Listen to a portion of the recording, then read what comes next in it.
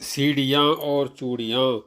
पूरा दिन दरबार में सरकारी कामकाज निपटाने के बाद बादशाह अकबर बीरबल के साथ हास प्रयास करके अपनी थकान मिटा रहे थे।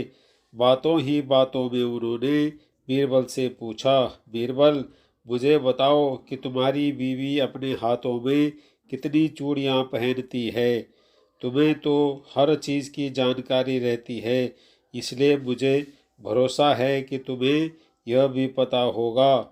बीरबल बादशाह के इस सवाल का जवाब तुरंत नहीं दे सके, क्योंकि उन्होंने कभी अपनी पत्नी की चूड़ियाँ गिनी ही नहीं थी।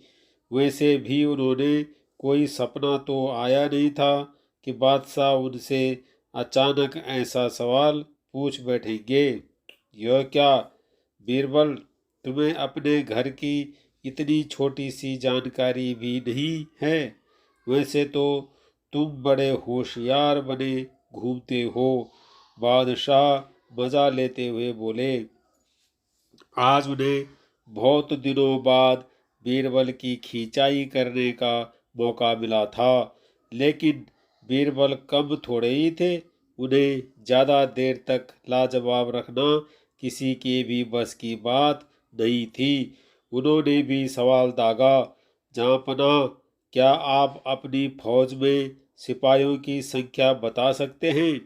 क्यों नहीं, 2 लाख, बादशाह ने भी तुरंत जवाब दिया। क्या आप अपने दरबार में रत्नों की संख्या बता सकते हैं? बीरबल ने दूसरा सवाल पूछा। 9, बादशाह ने जवाब दिया। क्या आप अपने महल की सीढ़ियों की संख्या बता सकते हैं? बीरबल का तीसरा सवाल था।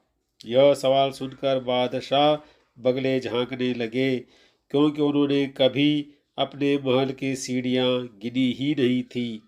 जहाँपना, बीरबल ने अपनी बात आगे बढ़ाई।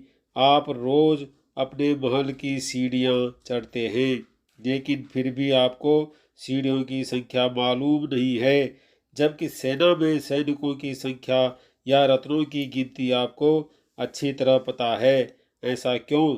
बादशाह चुप रहे। उनके पास बीरबल के सवाल का कोई जवाब नहीं था। इसका कारण यही है कि मनुष्य हमेशा महत्वपूर्ण चीज़ों को ही याद रखता है। मेरी बीवी कितनी चूड़ियाँ पहनती है, यह बात महत्वपूर्ण नहीं है।